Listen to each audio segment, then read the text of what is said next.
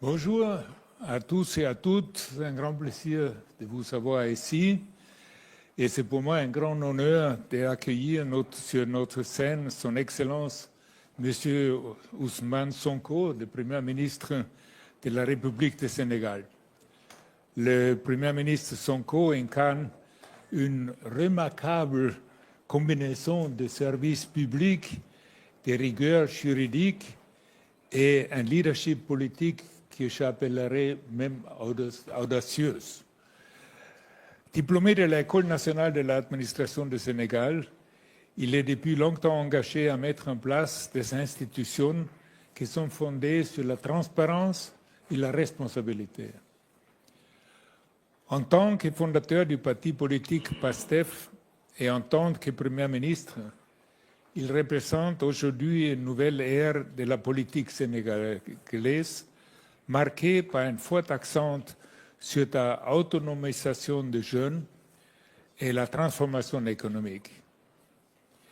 Dans un contexte mondial en constante évolution, le Sénégal poursuit un ambitieux programme de réforme axé sur la résilience face aux défis environnementaux et sociaux, l'éducation, les compétences et la transformation numérique, ainsi que la création d'emplois, en particulier pour les jeunes qui forment la majorité de la population du Sénégal. Parallèlement, le Sénégal redéfinit ses partenariats internationaux avec une vision fondée sur le respect mutuel, la équité et la coopération régionale, notamment à travers son soutien à la zone de libre-échange continentale africaine.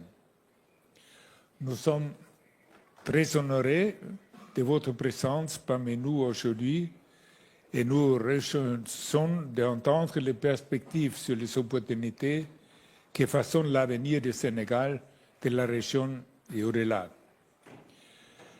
Je me permets peut-être de poser une première question, Monsieur le Premier ministre.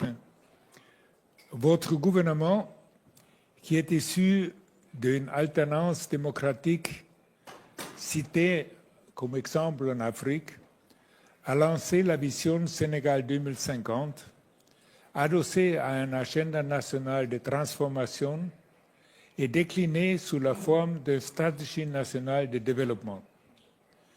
Pouvez-vous mettre en lumière les composants majeurs de cette nouvelle vision et son impact sur le développement du Sénégal? Merci, M. Lamat. Vous me permettez d'abord de remercier M. le Premier ministre de la République populaire de Chine pour nous avoir associés à cet important rendez-vous et les organisateurs que vous êtes de nous offrir cette tribune pour partager les préoccupations de l'Afrique et du Sénégal en particulier. Vous avez posé une question importante. Le Sénégal a vu l'arrivée d'un nouveau régime depuis quelques mois maintenant, un peu plus d'1 an.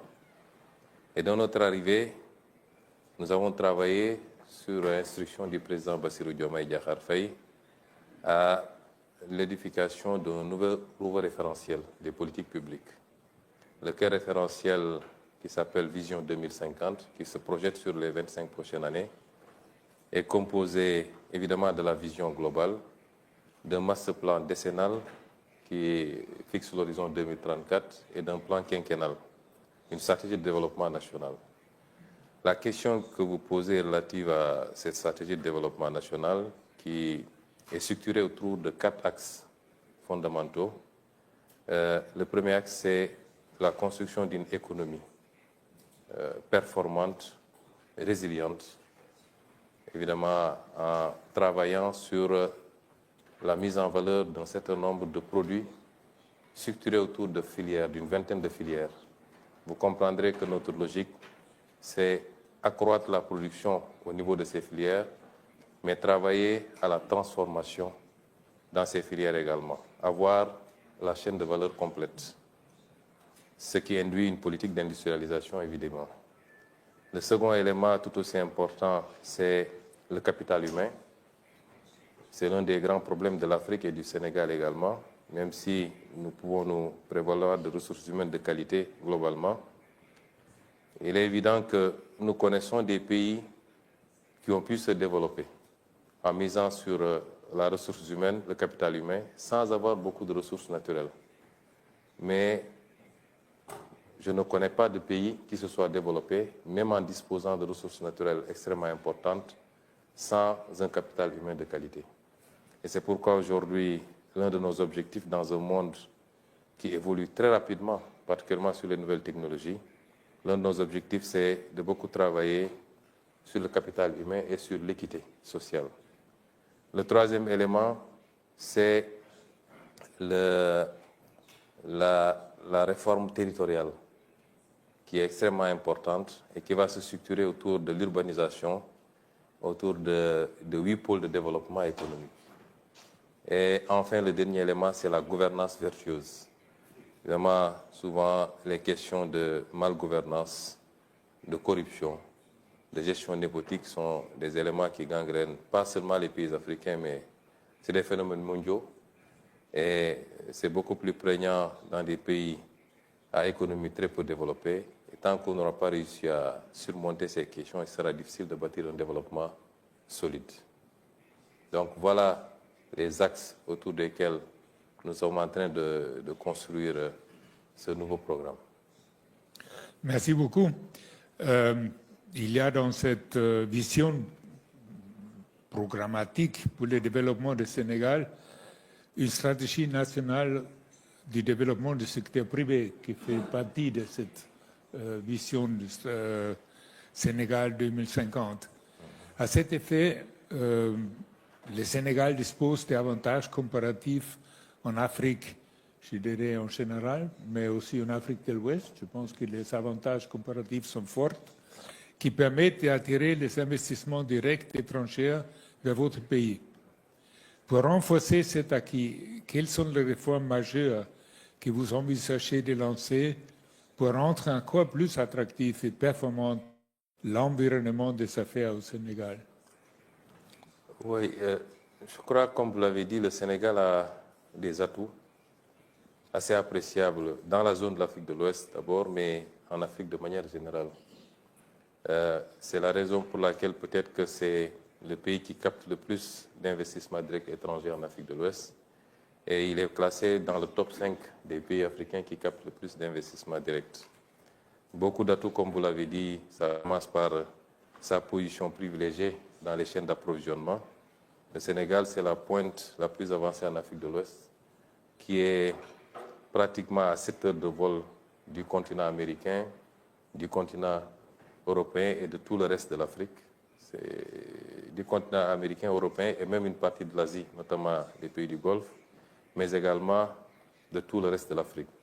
C'est un atout appréciable. C'est un pays également qui a une stabilité politique, qui n'a jamais connu de coup d'État, de renversement du pouvoir par des moyens non démocratiques, où le pouvoir s'est transmis de régime en régime de manière démocratique, donc stabilité politique.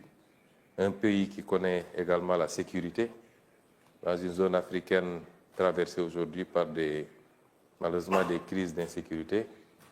C'est un pays qui a une population relativement jeune, comme tous les pays d'Afrique. Les populations de moins de 35 ans varient entre 65 et 70%. C'est un pays qui est ouvert sur le reste du continent également. C'est autant d'atouts, en plus maintenant de ces atouts physiques. Aujourd'hui, il y a énormément de ressources naturelles qui ont été découvertes au Sénégal. Et ce que je voudrais dire aux investisseurs, c'est investir au Sénégal, c'est pas aller à l'aventure. On a deux atouts majeurs en plus de ceux que je viens d'évoquer, c'est la prévisibilité et la transparence. Et c'est ce que nous offrons aujourd'hui. Et pour accompagner maintenant tout cela, nous avons déjà un cadre assez stable, mais que nous voulons améliorer. Un paquet de réformes va être lancé, on a commencé d'ailleurs, les réformes fiscales, notamment et douanières, les réformes de l'environnement des affaires avec le Code des investissements, la réforme du Code des investissements qui est en chantier, la réforme foncière, les réformes des différents instruments, Code minier, Code pétrolier également, la modernisation de l'administration par la digitalisation pour rendre les procédures beaucoup plus rapides, un paquet de réformes va accompagner la vision 2050 que nous avons déjà élaborée pour rendre le cadre toujours beaucoup plus attractif. Je voulais dire aux investisseurs que nous les attendons. On a beaucoup d'investisseurs déjà qui manifestent leur appétit, en plus de ceux qui sont déjà au Sénégal. Mais nous les attendons pour venir participer à ce travail, à cette œuvre, qui, au-delà du Sénégal, vise un marché beaucoup plus important. Le Sénégal, ce que nous voulons en faire, c'est un hub de l'Afrique de l'Ouest pour toucher un marché de 400 millions d'habitants de l'Afrique de l'Ouest, la zone CEDEAO particulièrement. Et je pense que nous avons, comme vous l'avez dit, tous les atouts pour pouvoir offrir cela aux investisseurs, aussi bien nationaux que particulièrement les investisseurs étrangers. Oui, je pense que toutes ces réformes-là, c'est ce que vous avez mentionné avant comme la gouvernance virtueuse pour vraiment encore renforcer cette partie-là, qui fait un autre atout, qui est déjà un atout, franchement. C'est déjà, comme se dit, la stabilité. Mais il y a aussi la partie démographique, évidemment, avec la jeunesse qui assure un marché assez grand. Et l'avantage géographique, vous avez mentionné avant que depuis Dakar, vous avez 7 heures pour aller au Moyen-Orient, vous avez 7 heures pour aller en Amérique latine, pour les États-Unis, etc. Vous avez géographiquement aussi un grand avantage de ce côté-là. Mais donc, si vous regardez aujourd'hui avec, vous avez des grands paquets de réformes en face, quels sont les défis actuels auxquels votre gouvernement est confronté dans la mise en œuvre de l'agenda nationale de transformation? Quels sont les grands défis? Parce que les projets sont énormes, c'est un changement, c'est un truc. Comment vous sentez? D'où viennent les défis pour mettre ça en place? Je rebondirai d'abord sur, vous avez insisté sur la gouvernance vertueuse, elle est très importante. Et je pense que pour ceux qui ont suivi notre carrière politique et notre combat politique, notre parti, le président Bassirou Diomaye Diakhar Faye, moi-même et tout le staff, le substrat de notre combat politique, c'était justement la bonne gouvernance et la transparence. Aujourd'hui, nous sommes en train de mettre en place des mécanismes. D'abord par rapport à la gestion passée, pour que tous ceux qui ont eu à gérer puissent rendre compte de leur gestion par rapport à la transparence, mais également par rapport à notre propre responsabilité à partir de maintenant, pour que ces phénomènes ne se reproduisent pas au Sénégal, ou alors de manière très marginale. Et la question que vous posez par rapport aux défis, aux obstacles, le premier obstacle, c'est la situation dont nous avons hérité. Évidemment, quand nous sommes arrivés, le président Diomaye Faye a demandé à ce que nous fassions la situation de référence, que nous fassions l'audit des finances publiques et l'audit de toute la gestion de manière générale. Cet exercice a révélé un résultat malheureusement pas très réjouissant, puisque la dette dont nous étions supposés hériter quand nous remplacions le régime tournait autour de 70%, 74%. Et quand nous avons fini l'audit, la dette avoisinait les 100%. Le déficit également, qui était projeté à 4,5 ou quelque chose pour cent, a dépassé les 10% et arrivé à 14%. C'est un exercice que nous avons volontairement fait. Et quand nous l'avons fait, nous avions la possibilité aussi de ne pas révéler ces chiffres parce que nous en connaissons les conséquences. Dès que vous révélez ces ratios, évidemment, ça peut crisper les partenaires, à commencer par les partenaires multilatéraux, le Fonds monétaire international, mais les partenaires bilatéraux également, et les marchés. Mais nous avons fait le pari de dire la vérité, d'abord à notre peuple. C'est en ligne avec votre politique de transparence. De transparence. Que je pense que c'est la base de la confiance. De la confiance, justement. De regagner la confiance. Justement. Et nous pensons que, évidemment, l'effet que cela doit produire vis-à-vis, en tout cas dans nos relations avec tous les partenaires, ça doit être une confiance renouvelée. Parce que je ne suis pas sûr que si on se livrait à ce même exercice dans beaucoup d'autres pays, on ne découvrirait pas plus que ça. Et si aujourd'hui le Sénégal doit subir les contre-coups de cet exercice de vérité, ça découragerait ultérieurement les autres pays à se livrer au même exercice. Mais bref, ce que je voulais dire, c'est que nous avons hérité de cette situation, qui est une situation difficile, qui nécessite que nous réajustions sans pour autant aller vers l'austérité. Continuer à libérer l'économie, à inciter l'investissement. Et c'est cet exercice difficile qui fait que c'est un défi constant pour nous. Nous sommes en train de discuter pour un nouveau programme avec le Fonds monétaire international. Les partenaires continuent à manifester beaucoup d'appétit et beaucoup d'intérêt pour le Sénégal. Les investissements continuent. Mais notre option, c'est d'accélérer le rythme parce que nous voulons que le Sénégal et toute l'Afrique, nous le souhaitons pour toute l'Afrique, puissent aller vers un processus de développement accéléré. Comme on a vu ce phénomène dans ces pays d'Asie, par exemple, la Chine, les dragons d'Asie, où sur un temps de 25 ans, 20 ans, 30 ans, des progrès substantiels ont été enregistrés. Le second défi maintenant, c'est le défi de l'appropriation par les populations. Vous savez, les changements structurels ne se font pas seulement par les gouvernants. Il faut une dynamique d'ensemble. Il faut que les populations puissent bien comprendre, au-delà de la situation dont nous avons hérité, les objectifs que nous sommes assignés et ce que nous sommes en train de dérouler et que nous puissions avoir une masse critique de ces populations-là qui accompagnent ce mouvement. Et le troisième défi, c'est celui de la mise en œuvre. Évidemment, nos pays ont souvent péché à ce niveau-là. Dans le passé, il n'a pas manqué de bons plans de développement, mais à la mise en œuvre, il y a toujours des problèmes. C'est pourquoi nous avons mis en place tout un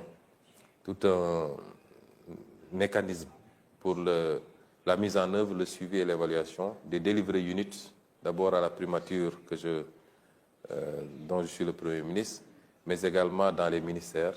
C'est tout un travail qui est en train d'être fait pour gérer ce programme avec toute la rigueur qui s'y est, parce que nous pensons qu'en Afrique, il n'est pas question de réinventer la roue. Ce qui a été fait ailleurs et qui a produit des résultats, si on le fait avec la même rigueur, on aura les mêmes résultats en Afrique, sinon plus. Dans ce sens-là, votre gouvernement vient de lancer le New Deal technologique qui a pour ambition d'inscrire le Sénégal dans la trajectoire d'un pays avec une administration moderne et efficace, bénéficiant des retombées de l'écosystème numérique. Au regard des enjeux liés à l'intelligence artificielle, secteur dans lequel la Chine se pose comme un acteur majeur, comment le Sénégal pourrait tirer profit de cette révolution technologique? Je pense que ça va dans la même direction que vous avez mentionné. La mise en œuvre, les nouvelles technologies peuvent les aider de la mise en œuvre de nouveaux programmes. Ça aussi permet de réformer le secteur public en certains moments. Ça permet aussi peut-être de limiter toute la partie corruption et agrandir la transparence, parce que tout ça, ce sont les avantages de la nouvelle technologie si c'est bien appliqué. Oui, les nouvelles technologies, je crois que c'est devenu le premier facteur dans les politiques de développement de tous les pays très développés comme les pays sous-développés. Et c'est lié également à la multiplicité des applications possibles. Vous avez parlé d'une possibilité, c'est-à-dire les réformes administratives qui peuvent être accompagnées, assises sur les nouvelles technologies, le numérique particulièrement, la digitalisation, mais c'est également l'économie de manière générale, c'est l'application dans des secteurs comme la santé, comme l'agriculture, la multiplicité des possibilités d'application fait que le secteur numérique est devenu un secteur extrêmement important.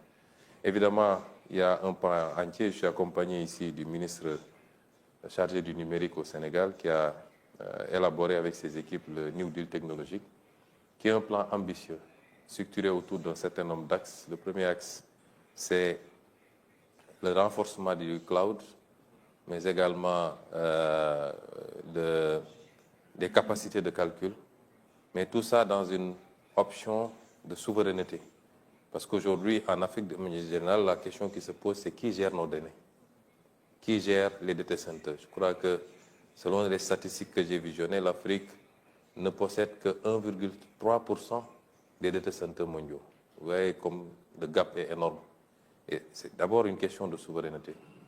Le second élément maintenant, c'est la formation. Investir dans l'intelligence artificielle et toutes les autres options des nouvelles technologies, mais également encadrer par la formation et par le financement les start-up, généralement portées par la jeunesse. Et tout ça dans l'option d'en faire un moteur de l'économie endogène dans notre pays. Le troisième élément, c'est les applications dont on a parlé tout à l'heure. Les applications dans la santé, dans l'agriculture pour améliorer nos performances, dans tous les autres secteurs. L'éducation, évidemment. On parlait tout à l'heure de capital humain, l'éducation. Et le dernier élément, c'est le partenariat stratégique. Nous discutons avec beaucoup de partenaires. Il y a 3 jours à Hangzhou, nous avons visité le siège d'Alibaba, nous avons visité le siège de Brenco, je crois, qui sont très avancés sur les questions d'intelligence artificielle, de nouvelles technologies. Ce partenariat stratégique-là qui nous permettrait peut-être de bénéficier de cette mouvance tirée par les pays les plus avancés dans le domaine. Donc c'est un élément, un facteur extrêmement important et nous invitons également tous les partenaires à une coopération, une collaboration très approfondie dans ce domaine. Dans la partie des avantages comparatifs, l'infrastructure, à mon avis, au Sénégal, il est un avantage comparatif aussi. Si on compare avec les pays voisins, je pense que de ce côté-là, le Sénégal il a un grand avantage aussi. Comment ça se présente dans l'infrastructure numérique? Vous avez aussi un avance sur les voisins ou... Oui, sur l'infrastructure numérique, effectivement. De manière générale, sur l'infrastructure, des investissements ont été consentis. Mais nous considérons qu'il y a énormément de choses à faire. Et dans la vision 2050, nous avons un ambitieux programme infrastructurel, notamment les corridors, les infrastructures qui mènent vers les zones productives, les grands corridors terrestres, ferroviaires surtout, et avec l'axe Dakar-Bamako, qui permettrait d'avoir le chemin de fer jusqu'à Bamako. Les infrastructures portuaires, nous avions un grand port, le port de Dakar. 2 autres ports sont en cours de construction, notamment à Barnier et Ndayan.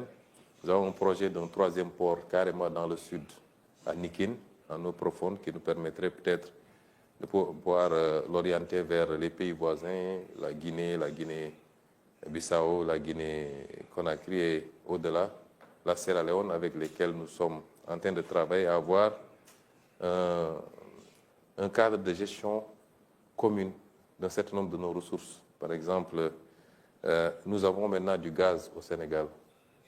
Vous avez du fer et de la bauxite, aussi bien en Guinée qu'en Sierra Leone. Nous pensons qu'en mutualisant, nous pouvons aujourd'hui mettre en place des infrastructures de transformation locale de ces produits au lieu de continuer à les exporter bruts. Donc, il faut des infrastructures pour gérer tout cela. Et nous y travaillons, des corridors qui nous permettent de traverser les frontières et de servir toute la zone de l'Afrique de l'Ouest. Et les infrastructures aéroportuaires également.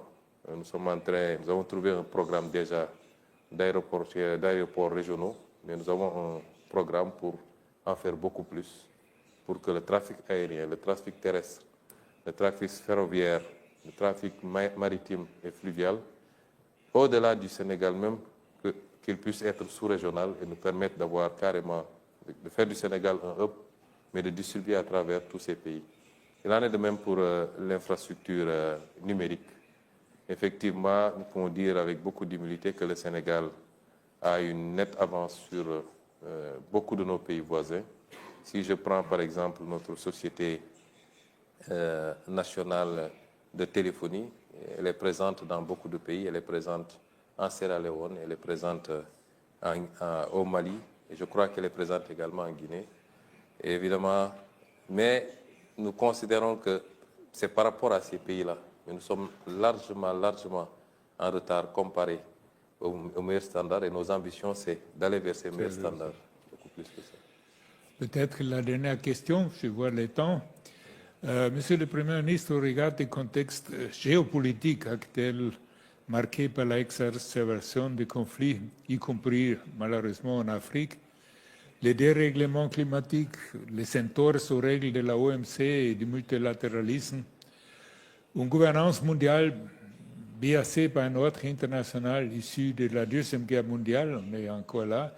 Quel regard portez-vous sur le processus de développement de l'Afrique qui accuse un retard structurel en dépit des richesses du continent, de ses avantages comparatifs en termes de ressources naturelles et démographiques? Peut-être une vision plutôt sur l'Afrique de votre point de vue. Oui, d'habitude, nous aimons parler de l'Afrique de manière générale parce que nous croyons à l'Afrique.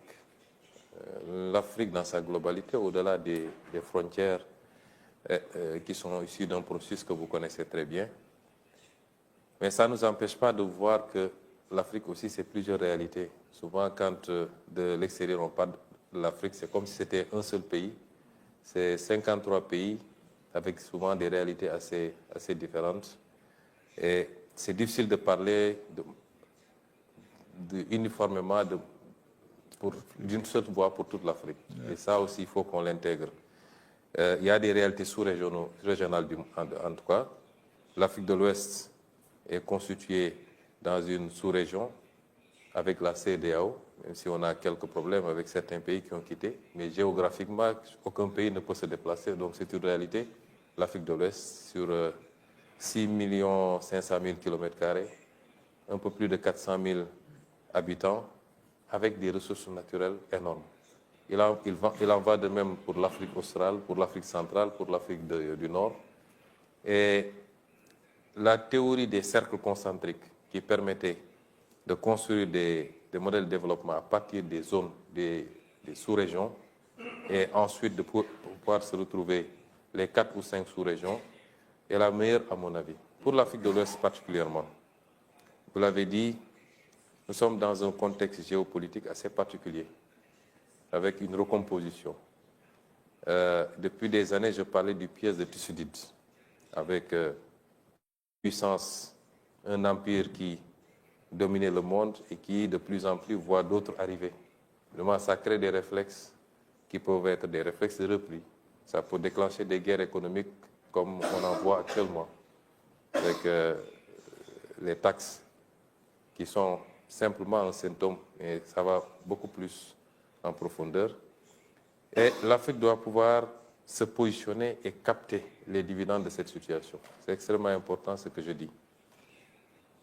Évidemment, le monde, comme l'a dit tantôt le Premier ministre chinois, doit expérimenter d'autres espaces de croissance. Pour moi, il y a 2 espaces de croissance possibles. L'espace immatériel, et c'est forcément avec les nouvelles technologies qui vont tirer. L'économie classique centrée sur la production agricole, la production industrielle, la production minière, ainsi de suite, va continuer à faire ce qu'elle fait. Mais elle a été dépassée depuis longtemps par l'économie numérique. Et cette économie numérique est le premier espace dans lequel nous avons déjà une compétition assez féroce entre certaines grandes puissances. Mais il y a l'espace géographique qu'il faut rechercher. Et cet espace géographique ne peut être que l'Afrique. L'Afrique est le seul continent où tout est à construire aujourd'hui. Le seul continent où tout est à construire. Et c'est un marché important, avec une demande de plus en plus importante en produits industriels et en services sophistiqués. L'Afrique, ce sera 25% de la population mondiale en 2050. C'est un marché important. Et je pense qu'au-delà des défis auxquels on est confronté, le défi de la stabilité politique, le défi de la sécurité, il est important que le monde comprenne que c'est maintenant qu'il faut miser sur l'Afrique.